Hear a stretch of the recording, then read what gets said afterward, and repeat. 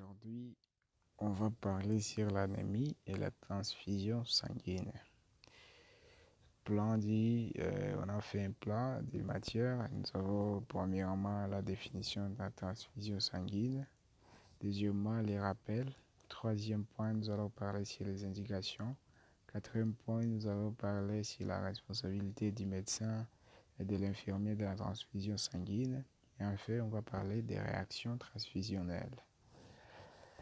Par définition, la transfusion sanguine est une opération qui consiste à injecter par la perfusion intraveineuse du sang ou de dérivés sanguins dans l'organisme.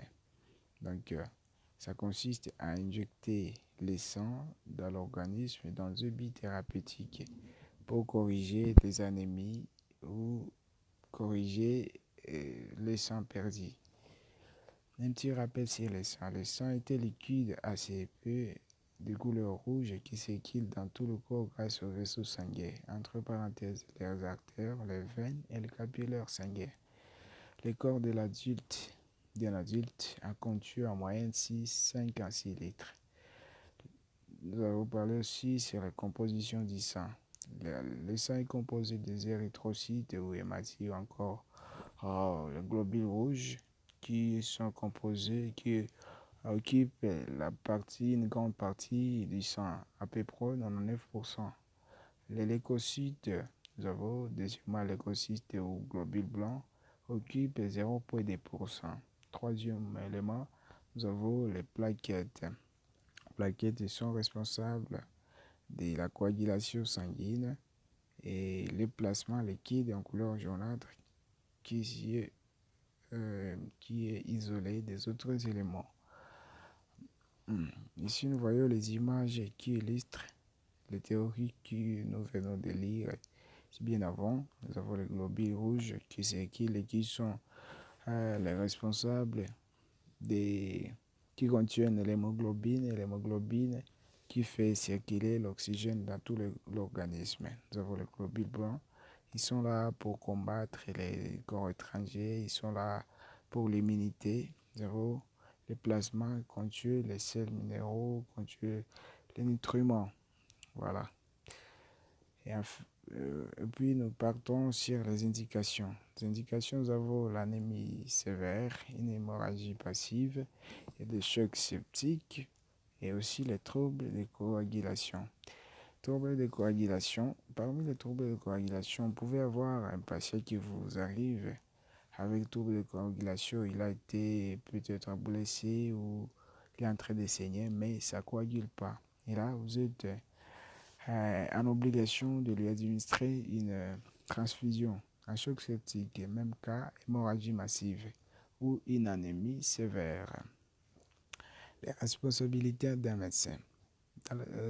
Les médecins dans la transfusion sanguine a comme responsabilité de donner l'indication de transfusion, prescrire le protocole, préparatifs, le type du sang, quantité, le débit, la durée et la surveillance. Il est là pour intervenir en cas de problème avant, pendant et après la transfusion. La responsabilité d'un infirmier. Réceptionner et inspecter l'unité de sang.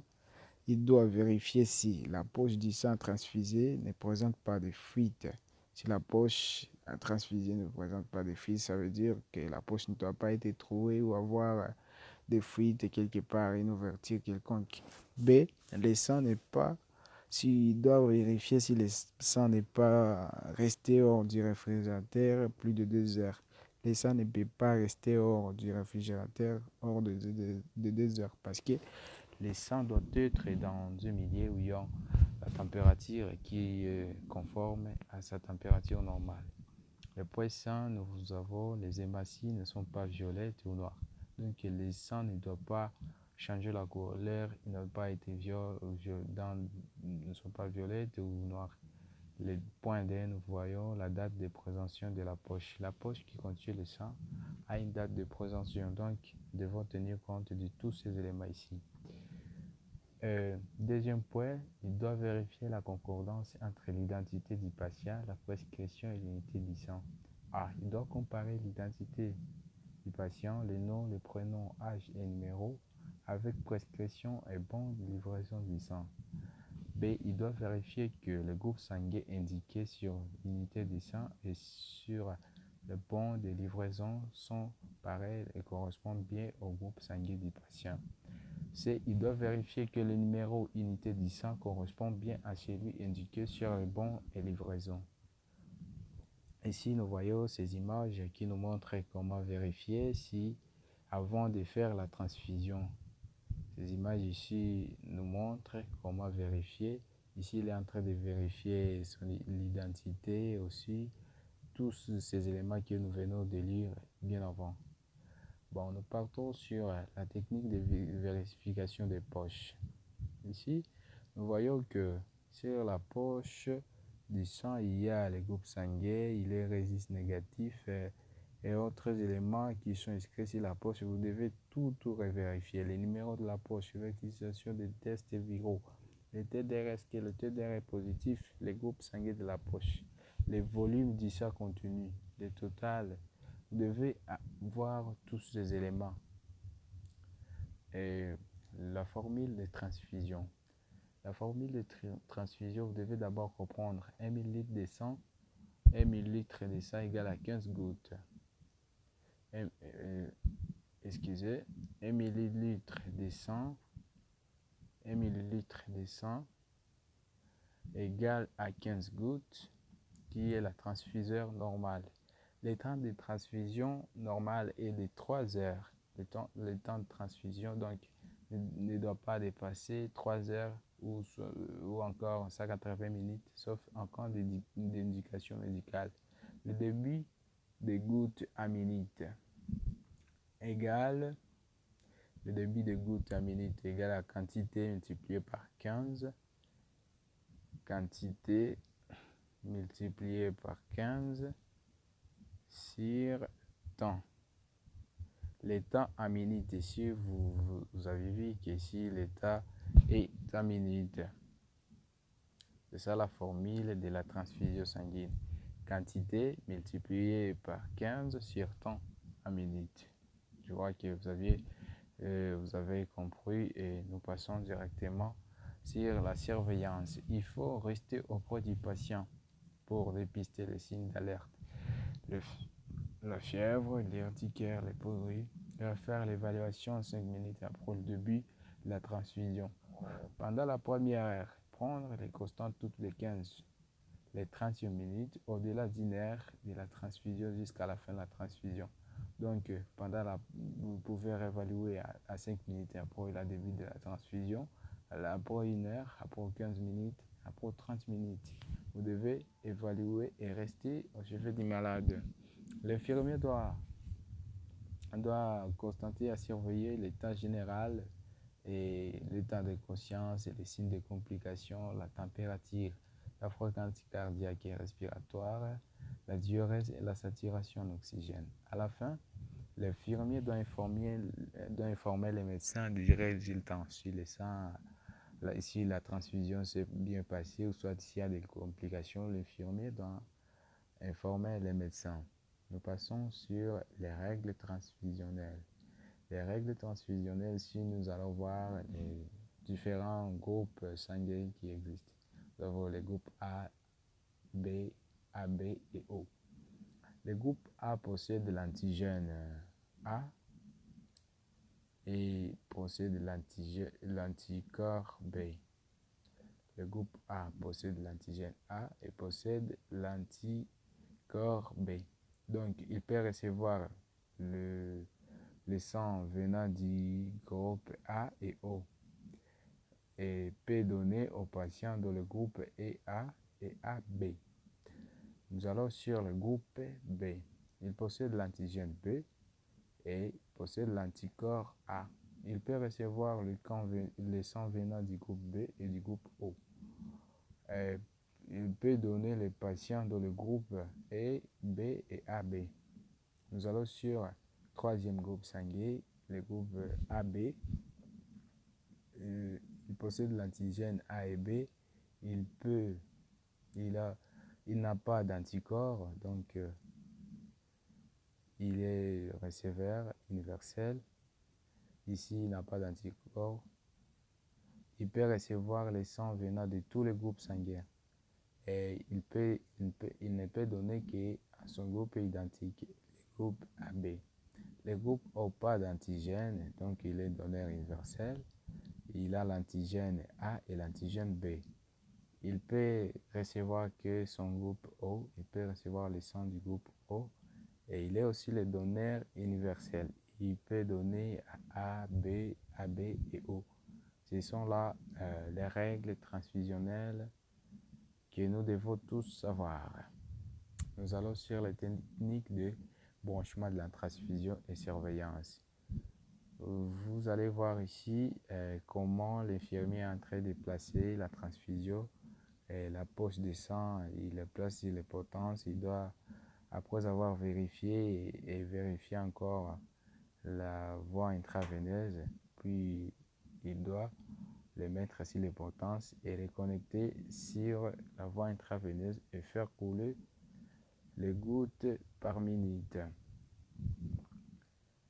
Les réactions transfusionnelles. Parmi les réactions transfusionnelles, nous en avons beaucoup, mais nous allons parler seulement de quelques réactions qui sont plus souvent et qui apparaissent souvent. Nous avons l'hémolyse intravasculaire aiguë. L'hémolyse intravasculaire aiguë présente comme symptômes. Les symptômes de l'hémolyse intravasculaire aiguë, nous avons ici les symptômes, l'anxiété, l'agitation, tachycardie, hypotension, hémoglobinurie, oligurie, saignement incontrôlé dans les minutes qui suivent le début de la transfusion. Comme conduite à tenir, il faut arrêter immédiatement la transfusion, faire des bolus de 20 à 30 ml par kilo et réévaluer les patients et adapter la fonction de la révolution clinique. Il faut administrer furosémie de 0,5 mg par kilo IV qui peut être nécessaire pour induire la diurèse. Reprendre la transfusion si nécessaire dès que l'état du malade s'est amélioré, mais avec une nouvelle unité de sang provenant de notre donneur, parce que il n'a pas été compatible au premier donneur. Et là, vous allez nécessairement trouver un autre donneur pour que vous puissiez pallier à la transfusion sanguine. Si l'état du patient ne s'améliore pas, l'hypotension résiste et l'oligurie persistante, administrer de l'adrénaline en perfusion. Deuxième réaction, nous allons voir ici les réactions allergiques mineures. Les symptômes, nous avons les brûlis, les urticaires. Comme conduite à tenir, arrêter temporairement la transfusion, administrer des antihistaminiques, ici nous voyons les prométhazines, reprendre la transfusion si le patient est stable sans signe de réaction allergique après 30 minutes. Troisième complication, nous avons les complications septiques. Les symptômes des complications septiques, nous avons une fièvre supérieure à 39 degrés Celsius, chute brutale ou augmentation de la pression artérielle, de la conscience, tachycardie, frisson, oligoanurie, comme ce sont là les symptômes de la complication septique. Comme conduite à tenir, nous devons arrêter la transfusion, et faire l'hémoculture si possible et faire une antibiothérapie à large spectre. On doit aussi faire le remplissage vasculaire rapide, 20 à 30 ml de Ringer Lactate. Et puis administrer l'oxygène. Et enfin faire une perfusion d'adrénaline si nécessaire. Quatrième réaction ou complications, nous avons les réactions anaphylactiques. Les symptômes des complications anaphylactiques, nous avons la dyspnée, la cyanose, la respiration sifflante, la nausée ou crampes abdominales, l'érythème ou réticulaire. Comme conduite à tenir, là, il faut arrêter la transfusion et administrer l'oxygène, remplissage vasculaire avec une adrénaline. En absence de réponse, démarrer avec une perfusion d'adrénaline diluée à 1 mg d'adrénaline dans 1 litre de NaCl 0,9 pour obtenir une solution de la concentration en adrénaline est de 1 unité g par minute. Adapter un débit en fonction de réponse du patient. Vous pouvez aussi administrer salbutamol au spray ou hydrocortisone idélante ou IM pour pallier à une réaction anaphylactique. Cinquième réaction, nous avons la réaction fébrile non hémolytique. Apparition d'une poussée fébrile supérieure à 38 degrés Celsius et des frissons. Là, vous allez voir temps fébrile avec des frissons, un événement isolé extrêmement classique et sans gravité spontanément résolutif. Et quand vous conduisez à tenir, vous devez arrêter temporairement la transfusion et administrer du paracétamol pour baisser la fièvre. Sixième réaction, c'est l'œdème pulmonaire de surcharge. L'œdème pulmonaire de surcharge pendant ou dans les 6 heures qui suivent la transfusion. Donc après 6 heures de la transfusion, vous pouvez avoir un patient qui présente des signes comme la dyspnée, la toux, la tachycardie, l'hypertension ou la T anormale, la turgescence des jugulaires ou des œdèmes périphériques. Ce sont là les signes d'une œdème pulmonaire de surcharge et c'est une complication de la transfusion sanguine. Dans ces cas, il y aura comme conduite à tenir et arrêter la transfusion, installer les patients en position semi-assise, administration d'une oxygène et administration de furosemide en nivellante. Ce sont là les conduites à tenir pour une œdème pulmonaire de surcharge en cas de complications de la transfusion sanguine. Septième complication, c'est l'œdème pulmonaire lésionnel. Celui-ci est différent de l'œdème pulmonaire de surcharge. Les symptômes sont les dyspnées d'installation rapide conduisant à une détresse respiratoire aiguë avec hypoxémie, toux, hypotension ou tension artérielle normale.